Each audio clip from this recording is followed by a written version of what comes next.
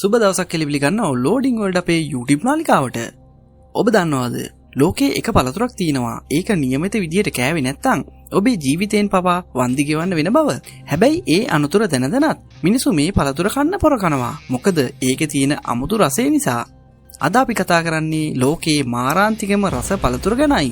මේ තමයි අකී පළතුර. බැලු බැලමට හරිම ලස්සන පළතුරක්. ජමයිකාවේ ජාතික පළතුර විදිහටත් මේ සලකනවා. හැබැයි මේ ලස්සන පිටුපස විශාල මර උගුලක් හැංගිලා තියෙනවා. මේක නිකන් කෑවොත් වෙන්නේ මොකද්ද දන්නවද?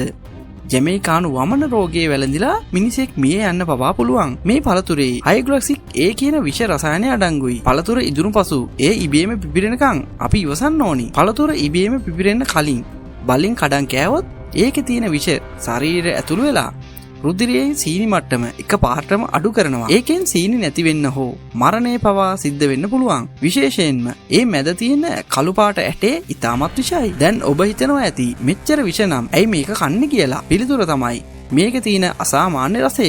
හොඳින් ඉදුණු අකී පළතුරු උයලා කෑවම ඒක හරියට බටර් වගේ මුදුයි. චීස් වගේ රසයි. ජමයිකාවේ මිනිස්සු මේක කරවල සමග උයලා කන්න හරිම කැමතියි. එයාලා කියන්නේ මේ රසයේ ලෝකේ වෙන කිසිම පළතුරකින් ගන්න බැහැ කියලා.